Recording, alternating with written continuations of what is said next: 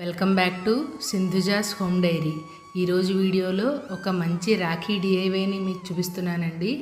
దీనికోసం ఏదైనా ఒక సిల్క్ థ్రెడ్ని 50 రోల్స్ వేసుకుంటున్నానండి. తర్వాత ఇలా గమ్ పెట్టుకుని కట్ చేసుకుంటే అక్కడ నిలుస్తుంది. తర్వాత ఫాల్స్కి వచ్చే అట్టలు లేదంటే చీరల వెనకాల అట్టలు ఉంటాయి కదండి, ఏదైనా ఒక దళసరి అట్టని ఈ విధంగా కట్ చేసుకున్నాను. దానికి ఈ సిల్క్ థ్రెడ్ని ఇలా చుడుతున్నాను. ఇక్కడ నేను ఒక కాయిన్ని తీసుకున్నానండి. ఆ కాయిన్ షేప్లో దీన్ని కట్ చేశాను.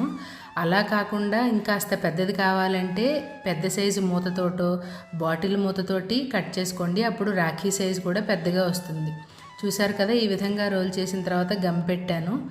ఆ తర్వాత దీన్ని డెకరేట్ చేస్తున్నానండి.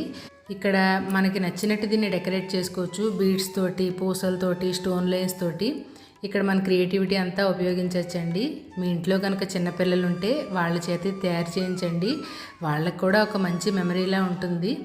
చూసారు కదా, రాఖీ చాలా సింపుల్గా తయారు చేసుకోవచ్చండి. అలాగే ఈజీగా కూడా అయిపోతుంది.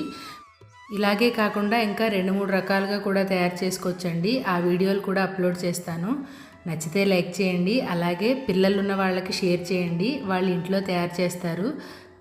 ఇక్కడ నేను లేసుని తీసుకున్నానండి. అలా కాకుండా మీరు మామూలు దారాన్ని కూడా 4-5 పేటలు వేసి అటు చివర ఇటు చివర ముడివేయచ్చు.